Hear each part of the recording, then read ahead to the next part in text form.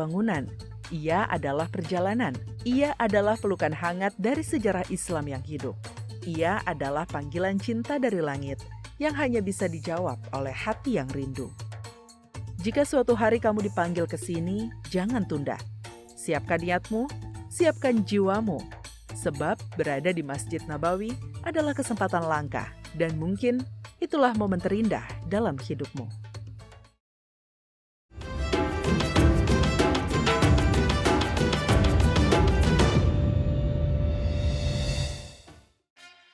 Yuk kita kenalan dengan anggota DPR RI periode tahun ini. Dari depan kursi. Di balik kursi. Gini, di balik kursi. Aku ingin menjadi sesuatu yang mungkin bisa kau rindu.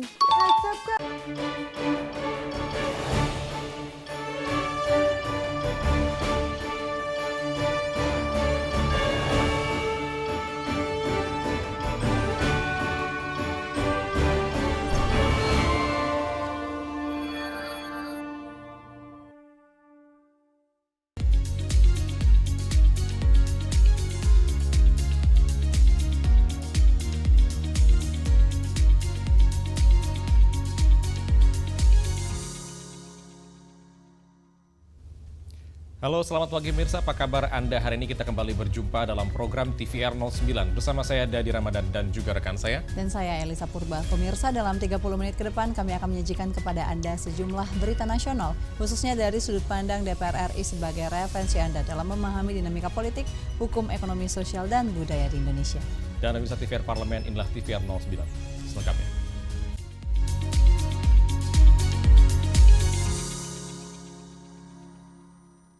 Pemirsa, Badan Anggaran DPR RI menekankan pentingnya menjaga kepercayaan dunia usaha untuk mendukung pemulihan ekonomi dan memperkuat stabilitas nilai tukar rupiah. Badan Anggaran atau Banggar DPR RI menekankan pentingnya menjaga kepercayaan dunia usaha untuk mendukung pemulihan ekonomi dan memperkuat stabilitas nilai tukar rupiah. Dalam pembahasan RAPBN 2027, pemerintah menyampaikan bahwa posisi eksternal Indonesia masih terjaga, tercermin dari cadangan devisa yang mencapai 144,9 miliar US dollar pada Mei 2026. Di sisi lain, pemerintah juga terus mendorong berbagai kebijakan untuk meningkatkan penerimaan negara dan memperkuat devisa dari sektor ekspor sumber daya alam. Anggota Banggar DPR RI, Hamka Bacokadi, menilai upaya tersebut perlu diiringi dengan pendekatan yang positif terhadap para pelaku usaha, baik lokal maupun mancanegara. Saya berharap pemerintah melakukan pendekatan-pendekatan kepada semua usaha-usaha swasta yang bergerak di bidang itu yang lalu, sehingga bisa berpartisipasi, jangan ada kekecewaan-kekecewaan, sehingga bisa terjadi capital outflow. Itu sangat berpengaruh terhadap nilai rupiah kita. Jadi kalau semua orang tinggalkan kita, investasi-investasi itu tarik, itu otomatis kita kesusahan valuta asing. Bagaimana kita mau membayar untuk impor? Jadi saya berharap, setuju, saya sependapat sekali, apresiasi kalau itu satu pintu. Tapi harapan saya adalah bagaimana pemerintah merangkul semua itu, memberikan pelajaran yang baik. Ayo kita sama-sama membangun Indonesia dengan baik. Banggar DPR RI menilai kepercayaan dunia usaha dan iklim investasi yang kondusif perlu terus dijaga melalui kolaborasi antara pemerintah dan pelaku usaha. Ferdian dan Rian, TVR Parlemen melaporkan. Di tengah upaya pemerintah menjaga pertumbuhan ekonomi nasional, berbagai masukan strategis terus dihimpun untuk merumuskan kebijakan yang tepat sasaran. Salah satunya Wakil Ketua DPR RI Sufmi Dasko Ahmad yang menilai rekomendasi dari Dewan Ekonomi Nasional dapat menjadi pertimbangan penting dalam menentukan arah kebijakan ekonomi ke depan. Di tengah upaya pemerintah menjaga pertumbuhan ekonomi nasional, berbagai masukan strategis terus dihimpun untuk merumuskan kebijakan yang tepat sasaran. Wakil Ketua DPR RI Sufmi Dasko Ahmad menilai rekomendasi dari Dewan Ekonomi Nasional atau DEN dapat menjadi pertimbangan penting dalam menentukan arah kebijakan ekonomi ke depan. Menurut Dasko, pertemuan antara Presiden Prabowo Subianto dan Dewan Ekonomi Nasional difokuskan pada penyampaian masukan serta rekomendasi terkait strategi pertumbuhan ekonomi nasional. Ia menegaskan pemerintah memerlukan berbagai perspektif dalam menyusun kebijakan ekonomi agar langkah yang diambil mampu menjawab tantangan dan kebutuhan pembangunan nasional. Jadi Dewan Ekonomi Nasional pada hari ini memberikan masukan-masukan kepada Presiden mengenai hal-hal yang berkaitan dengan strategi-strategi pertumbuhan ekonomi. Nah, sehingga kemudian Presiden dapat mengambil langkah-langkah yang dianggap perlu, selain juga kemudian Presiden menganalisa dari tim ekonomi yang sudah ada dan masukan-masukan yang positif ini menurut saya adalah masukan yang berharga bagi Presiden untuk pertumbuhan ekonomi kita. Demikian. Masukan yang disampaikan Den dinilai dapat menjadi bahan pertimbangan berharga bagi Presiden dalam menentukan langkah-langkah strategis untuk mendorong pertumbuhan ekonomi nasional. Dasko juga menegaskan, pertemuan tersebut secara khusus membahas strategi pertumbuhan ekonomi tanpa membahas isu-isu lain yang tengah berkembang. Afiah dan Dinus, TVR Parlemen melaporkan. Pemirsa, pemerintah menetapkan asumsi nilai rupiah berada di rentang 16.800 hingga 17.500 rupiah per dolar Amerika Serikat dalam kerangka ekonomi makro dan pokok-pokok kebijakan fiskal 2027. Sementara pertumbuhan ekonomi tahun depan ditarget sebesar 5,8 hingga 6,5%. Dan informasi selengkapnya akan kami hadirkan usai jeda, tetaplah di TVR 09.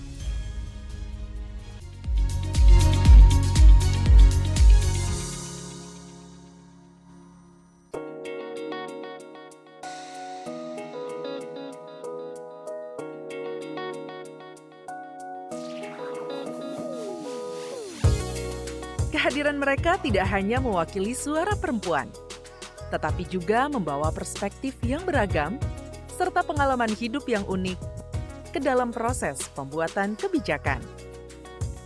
Saksikan Perempuan Parlemen hanya di TVR Parlemen.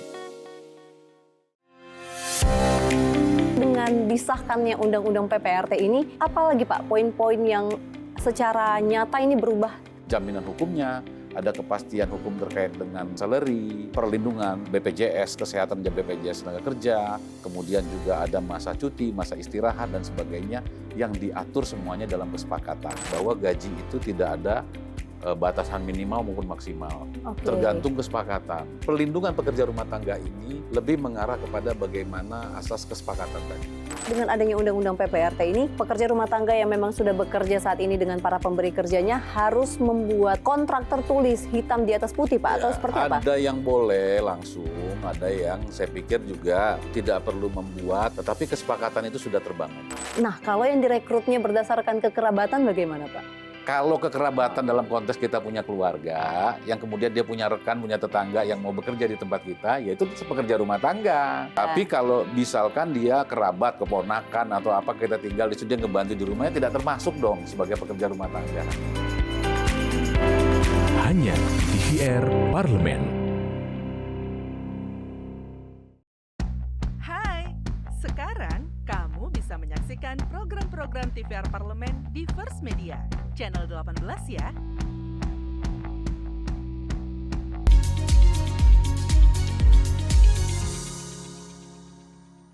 Anda kembali menyaksikan TVR 09. Pemirsa, Wakil Ketua Komisi 11 DPR RI Dolfi pertanyakan strategi Bank Indonesia dalam menekan nilai tukar rupiah, serta peran Badan Pengelola Investasi dan Antara untuk mencapai target pertumbuhan tersebut.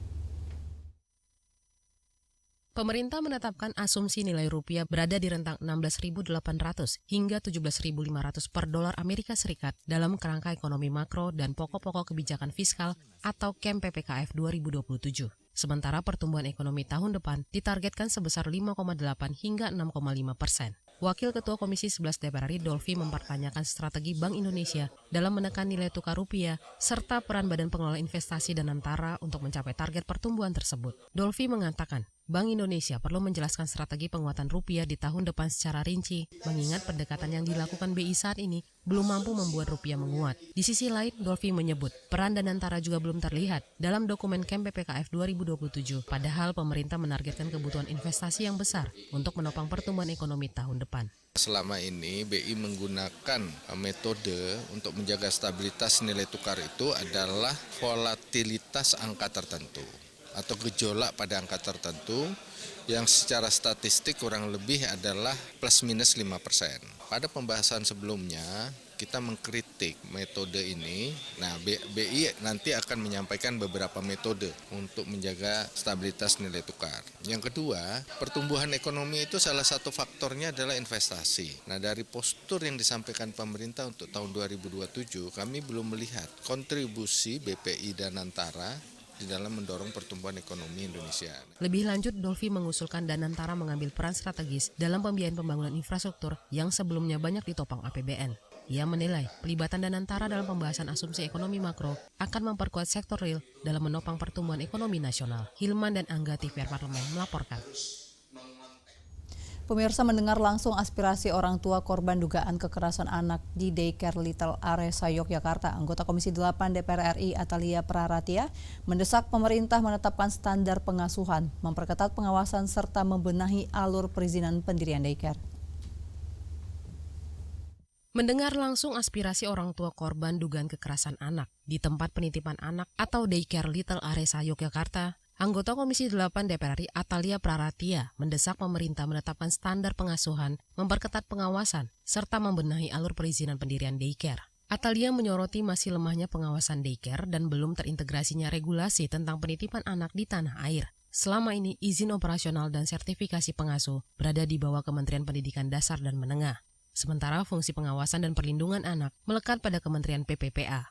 Ia menilai ketegasan pembagian wewenang di lintas kementerian bisa menjadi salah satu solusi agar kejadian serupa tidak terulang di kemudian hari.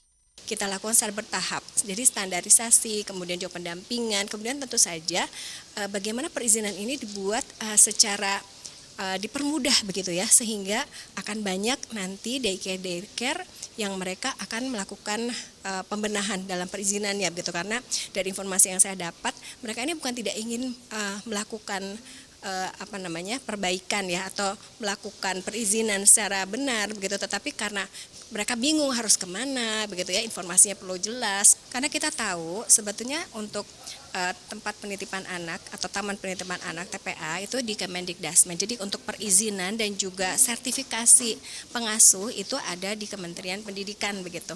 Sementara untuk perlindungannya ada di Kemen PPPA seperti itu. Komisi 8 DPR RI berharap koordinasi yang kuat antar kementerian mampu melahirkan sistem pengawasan daycare yang lebih ketat dan ramah anak untuk mencegah berulangnya trauma pada generasi muda Indonesia. Dwi Utomo, TVR Parlemen melaporkan. Pemirsa, konsisten transparan dalam menyampaikan informasi kegiatan dan kinerja anggota Dewan, media sosial DPR RI meraih penghargaan Best Account kategori lembaga pada ajang Government Social Media Award 2026. Konsisten transparan dalam menyampaikan informasi kegiatan dan kinerja anggota Dewan, media sosial DPR RI meraih penghargaan Best Account kategori lembaga pada ajang Government Social Media Award 2026. Selain itu, medsos DPR RI juga masuk dalam nominasi untuk kategori Best Use of Video dan Best Use of Image dalam ajang apresiasi tahunan bagi instansi pemerintah yang dinilai berhasil mengelola media sosial dengan optimal tersebut. Kepala Biro Pemberitaan Parlemen Setjen DPR RI, Muhammad Najib Ibrahim menyampaikan rasa syukur atas apresiasi yang diberikan pada pengelola media sosial DPR RI. Menurutnya, penghargaan ini merupakan bukti kinerja dan profesionalisme tim pengelola media sosial DPR RI dalam menginformasikan kegiatan dan kinerja parlemen kepada masyarakat secara cepat dan akurat. Ia menilai, di era digital saat ini, media sosial memiliki peran strategis sebagai sarana komunikasi publik karena mampu menjangkau masyarakat luas dan menyajikan informasi secara real time. Itu bentuk pengakuan kepada media sosial DPR RI yang selama ini sudah memberikan kontribusi yang sangat besar meliput semua kinerja DPR.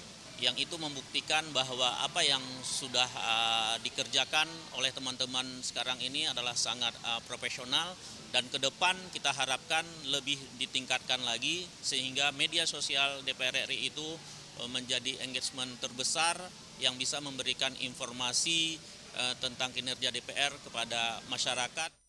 Kedepan, Biro Pemberitaan Parlemen berkomitmen untuk terus meningkatkan kualitas konten dan inovasi digital agar media sosial DPR RI bisa membuka akses informasi lebih luas tentang fungsi kedewanan serta bisa lebih membangun keterlibatan publik.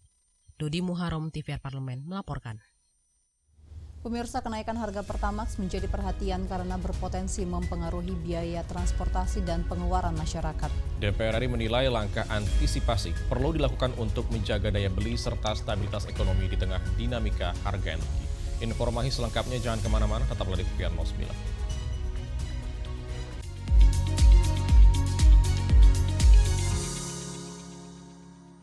Kalau sakit sampai 2 minggu on off kayak gitu kira-kira? Ya kalau 2 minggu gitu sih bisa jadi karena virus. Tadi sempat periksa dulu. Oh gitu. Oh, juga menggigil. Ya? Agak flu. Oh, sering lonely maksudnya. Ada juga dok yang aku baca 6 bulan batuk nggak sembuh-sembuh. Normalnya itu berapa lama sembuh? Karena nggak mungkin virus itu infeksinya 6 bulan.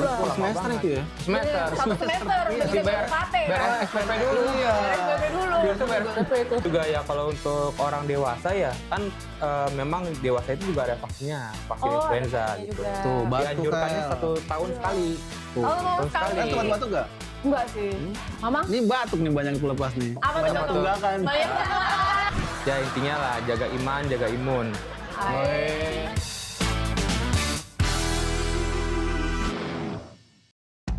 Hai, sekarang kamu bisa menyaksikan program-program TVR Parlemen di First Media, channel 18 ya.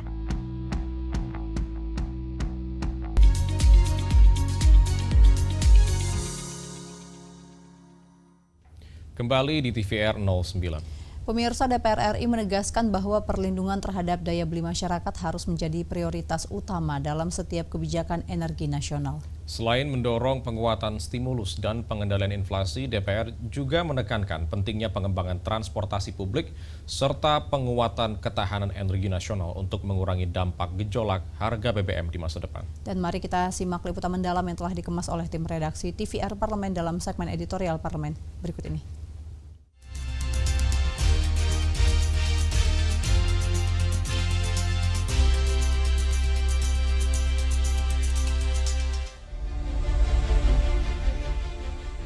Kenaikan harga bahan bakar minyak non-subsidi kembali menjadi perhatian publik mulai 10 Juni 2026. Harga Pertamax dan Pertamax Green naik signifikan, menyusul melonjaknya harga minyak dunia akibat memanasnya situasi geopolitik global. Kondisi tersebut diperparah dengan pelemahan nilai tukar rupiah terhadap dolar Amerika Serikat. Di sejumlah SPBU, kenaikan harga Pertamax menjadi perbincangan para pengguna kendaraan. Pertamax yang sebelumnya dijual Rp12.300 per liter, kini menjadi Rp16.250. Sementara Pertamax Green naik menjadi Rp17.000 per liter. Kenaikan harga tersebut terjadi saat pasar energi dunia mengalami tekanan, ketegangan di kawasan Timur Tengah, dan memanasnya Selat Hormuz, jalur penting distribusi minyak dunia, memicu lonjakan harga minyak mentah hingga mendekati $100 Amerika Serikat per barel. Meski hanya berlaku untuk BBM non-subsidi, kenaikan harga Pertamax memunculkan kekhawatiran akan dampak berantai terhadap perekonomian masyarakat. Biaya transportasi dan distribusi menjadi salah satu aspek yang paling sering disorot karena berpotensi memengaruhi harga berbagai kebutuhan. Anggota Komisi 12 DPR RI Sartono menilai, kebijakan penyesuaian harga BBM dapat dipahami dalam kondisi pasar saat ini. Namun, pemerintah juga perlu menyiapkan langkah-langkah yang dapat meringankan beban masyarakat dan menahan laju inflasi.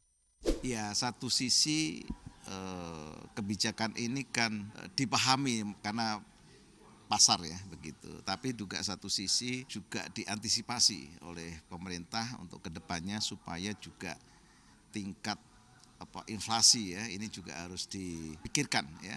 Tentu ini juga salah satu cara juga supaya mungkin APBN kita tidak jebol juga. Tetapi juga kebijakan itu pasti ada implikasi lainnya. Di sisi lain, DPR RI mengimbau masyarakat untuk tidak terlalu mengkhawatirkan kenaikan harga kebutuhan pokok. Ketua Komisi 12 DPR RI, Bambang Patijaya menegaskan, distribusi bahan pokok selama ini masih didominasi oleh angkutan logistik yang menggunakan solar bersubsidi. Pemerintah juga disebut tetap mempertahankan harga Pertalite dan solar bersubsidi untuk menjaga stabilitas ekonomi. Pertama, kalau terkait dengan bahan pokok akan naik, gara-gara Pertamax naik, itu menurut saya tidak ada korelasi. Ingat, yang namanya logistik untuk barang-barang sembako juga didasari dengan harga masih solar. Karena truk itu kan menggunakan solar untuk pengangkutan logistik dan sebagainya. Dan sudah ada komitmen bahwa truk-truk untuk angkutan logistik dan yang lainnya itu dapat menggunakan BBM solar yang subsidi. Dan saya juga memiliki satu keyakinan bahwa sebetulnya Pertamax juga ini harga temporary sementara. Potensi perpindahan konsumen dari BBM non-subsidi ke BBM bersubsidi menjadi tantangan tersendiri. Anggota Komisi 12 DPR RI, Junaidi Auli mengingatkan pentingnya pengawasan distribusi Pertalite dan solar agar tetap tepat sasaran dan dinikmati oleh masyarakat yang berhak. Tapi saya ingin tekankan masalah pengawasan. Jadi justru harga yang misalnya subsidi yang tidak naik, solar maupun Pertalite itu tidak naik yang subsidi. Tapi sampai sejauh mana distribusinya benar-benar tepat sasaran atau enggak, itu yang jadi persoalan. Nah, oleh karenanya kita minta dari Pertamina untuk mengawasi distribusi itu supaya yang subsidi itu betul-betul tepat sasaran. Kenaikan harga BBM non-subsidi menunjukkan betapa kuatnya pengaruh dinamika global terhadap kehidupan sehari-hari masyarakat. DPR RI menegaskan komitmennya dalam menjalankan fungsi pengawasan terhadap kebijakan energi nasional. Tujuannya agar setiap kebijakan yang diambil pemerintah tetap memperhatikan kepentingan masyarakat, menjaga stabilitas ekonomi, serta melindungi daya beli rakyat.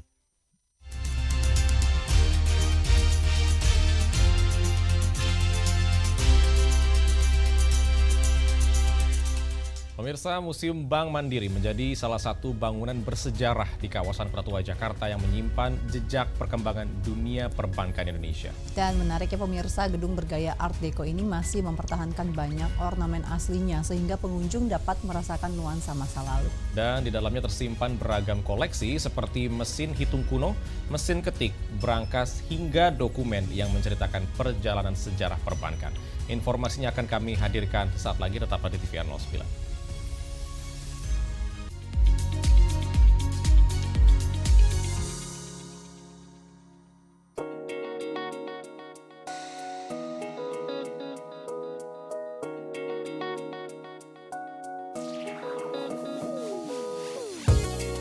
Kehadiran mereka tidak hanya mewakili suara perempuan, tetapi juga membawa perspektif yang beragam serta pengalaman hidup yang unik ke dalam proses pembuatan kebijakan. Saksikan Perempuan Parlemen hanya di TVR Parlemen. Sekarang kalian bersama saya menyaksikan program Di Balik Kursi Dewan yang tidak terbalik. Saya kemudian berjanji untuk jadi politisi.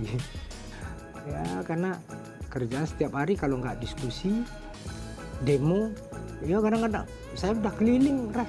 Waktu mahasiswa itu, tahun 98 itu saya sama Romo Mangun, Romo Kirjito melakukan advokasi petani. Jadi saya menjadikan Pak Surya itu tidak hanya pemimpin saya, tapi juga guru dan abang saya. Kita darurat literasi dan kalau mau lihat fenomenanya, melek huruf 97%, melek huruf dan angka. Tapi apa sih literasi?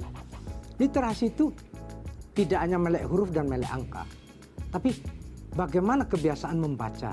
Coba tanya deh orang kita, kamu hari ini baca berapa halaman? Diskusi, kopi, apa menulis? Itu nggak bisa dipisahkan. Salah satu pemenangnya. Bersihkan seorang Willy Aditya. 3 kata. 3 kata ya. Buku, diskusi, dan kopi.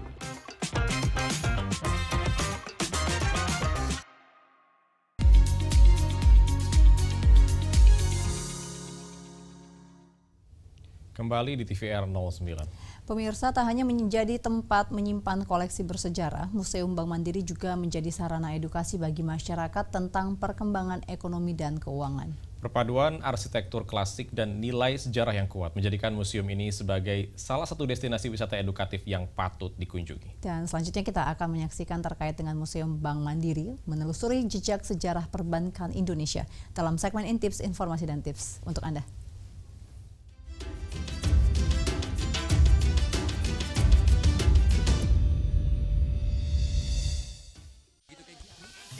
Hai pemirsa TVR Parlemen. Adegan ini mungkin terasa begitu akrab di ingatan kamu. Potongan kisah cinta dalam film Habibie Ainun yang mengabadikan perjalanan hidup Presiden ketiga Republik Indonesia bersama sang istri tercinta. Namun, tahukah kamu, di balik adegan penuh emosi yang membuat banyak penonton larut dalam cerita, tersimpan sebuah jejak sejarah yang jarang disadari. Sebuah bangunan tua nan megah yang tak hanya menyimpan arsip masa lalu bangsa, tetapi juga pernah menjadi saksi bisu proses syuting film legendaris ini. Ya, inilah Museum Bank Mandiri. Sebuah ruang bersejarah, tempat narasi histori bertemu, berpadu, dan menghidupkan kembali kisah besar yang kini kita kenang bersama. Terletak di kawasan Kota Tua Jakarta, Museum Bank Mandiri merupakan bangunan cagar budaya peninggalan masa kolonial Belanda. Arsitekturnya yang megah, dinding kokoh, dan ornamen klasik yang masih terjaga menjadikan gedung ini memiliki karakter visual yang kuat. Karakter inilah yang kemudian menarik perhatian para pembuat film Habibie dan Ainun. Memasuki bagian dalam gedung, kita akan menemukan lorong panjang, langit-langit tinggi, dan jendela besar yang membiarkan cahaya matahari masuk perlahan. Suasana inilah yang memberikan kesan dramatis dan otentik sehingga tanpa banyak set tambahan, gedung ini telah mampu membangun nuansa masa lalu dengan sempurna. Di beberapa ruangan, jejak syuting film Habibie dan Ainun masih terasa kuat. Kamera pernah merekam adegan-adegan penting di sini, menjadikan setiap sudut gedung ini tak hanya menyimpan sejarah, tetapi juga kenangan sinematik. Tak hanya mengandalkan bangunannya, film ini juga didukung oleh berbagai benda kuno yang ada di dalam museum. Mesin tik lawas, mesin hitung manual, telepon kuno, hingga brankas besi besar. Seluruh koleksi ini membantu menciptakan suasana yang sesuai dengan zaman yang dihadirkan dalam sinema. Detail-detail kecil inilah yang seringkali tak terlihat penonton, namun justru menjadi kunci kekuatan sebuah film. Karena setiap benda di sini pernah menjadi bagian dari kehidupan nyata masa lalu. Bukan sekadar properti, melainkan saksi bisu perjalanan histori. Hari ini, Museum Bank Mandiri terbuka untuk umum loh. Pengunjung dapat menyusuri ruangan-ruangan bersejarah ini sambil merasakan langsung atmosfer masa lalu yang pernah diabadikan dalam sebuah film nasional. Lorong-lorong panjang, pilar-pilar kokoh, dan detail arsitektur klasik menjadi latar bagi cerita yang pernah hidup di layar lebar. Membuat pengunjung seakan melangkah ke dalam sebuah adegan karya visual. Berkunjung ke sini bukan hanya belajar tentang sejarah perbankan dan perjalanan ekonomi bangsa, namun juga mengenal bagaimana sejarah dapat dihadirkan kembali, dihidupkan lewat visual, dan dirasakan melalui pengalaman langsung di setiap sudut ruangannya. Museum Bank Mandiri adalah tempat di mana masa lalu tak hanya disimpan, tetapi juga diceritakan kembali. Dari bangunan kuno yang menyimpan jejak zaman, benda-benda bersejarah yang menjadi saksi perjalanan bangsa, hingga kisah cinta yang pernah hidup dan menyentuh hati di layar perak. Di setiap sudut ruangan ini, waktu seakan berhenti sejenak, membiarkan kita menyelami masa lalu, mengenang perjalanan, dan memahami makna dari setiap cerita yang pernah terjadi. Semuanya menyatu di sini, histori, budaya, dan emosi manusia dalam satu ruang bersejarah yang tak hanya mengajak kita melihat, tetapi juga merasakan. Dan pada akhirnya, membawa kita pulang dengan ingatan dan pemaknaan baru tentang sejarah yang kita miliki.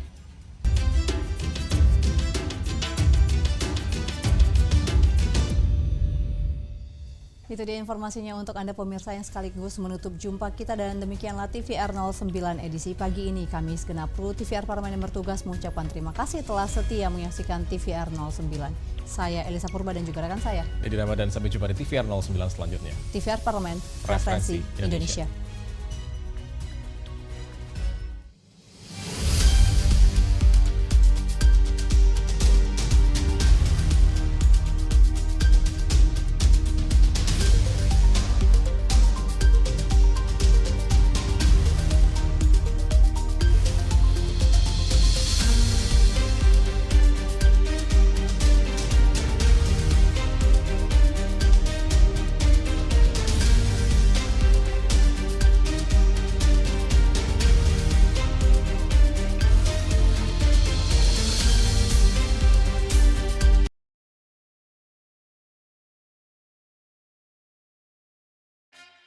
Yuk kita kenalan dengan anggota DPR RI periode tahun ini. Dari depan kursi. Di balik kursi. Gini, di balik kursi. Aku ingin menjadi sesuatu yang mungkin bisa kau rindu. Itulah pokok nama. Semakin penasaran kan bagaimana kiprah karir politiknya? Hanya di TVR Parlemen.